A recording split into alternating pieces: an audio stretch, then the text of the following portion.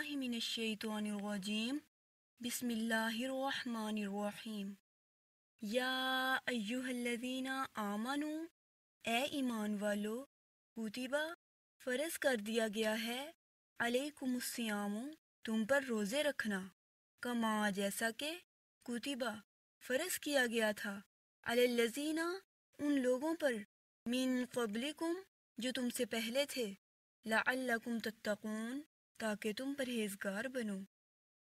اس آیت مبارکہ میں روزے کی فرضیت بیان کی گئی ہے۔ الصیام کا مصدر صوم ہے جس کا معنی روزہ اور اس کے شرعی معنی صبح صادق سے لے کر غروب آفتاب تک کچھ حلال کردہ چیزوں سے صرف اللہ کی عبادت کی نیت سے اسی کی رضا کے لیے رکے رہنا۔ غروب آفتاب کے بعد ان چیزوں کی پابندی ختم ہو جاتی ہے۔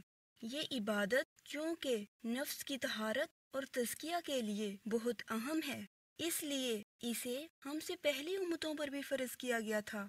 اس کا سب سے بڑا مقصد تقوی کا حصول ہے اور تقوی انسان کے اخلاق و کردار کے سنوارنے میں بنیادی کردار ادا کرتا ہے۔ میرے مسلمان بہن بھائیوں، اللہ تعالی یہاں ایمان والوں سے مخاطب ہیں۔ اللہ تعالیٰ فرما رہے ہیں کہ اے ایمان والو تم پر روزے فرض کر دیے گئے ہیں۔ اب اندازہ لگائیں کہ ہم میں سے کتنے مسلمان ہیں جو روزے رکھتے ہیں، اللہ کے اس حکم کے پابند ہیں۔ اس کی بہت زیادہ اہمیت اور اجر کے باوجود ہم میں سے بہت سے مسلمان اس عبادت سے غافل ہیں۔ اس کے اجر کے بارے میں حدیث قدسی ہے۔ نبی علیہ السلام نے فرمایا کہ اللہ تعالیٰ نے فرمایا روزہ میرے لیے ہے اور میں ہی اس کا اجر دوں گا۔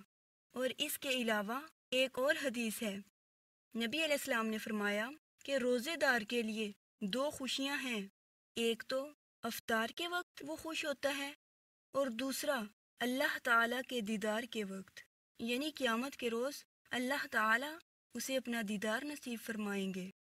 اس لیے ہم سب مسلمانوں کو چاہیے کہ ہم ماہ رمضان کے روزے ثواب کی نیت سے رکھیں تاکہ ہمارے گناہ بخش دیے جائیں اور ہم روزے کے ثمرات سے بھرپور مستفید ہوں۔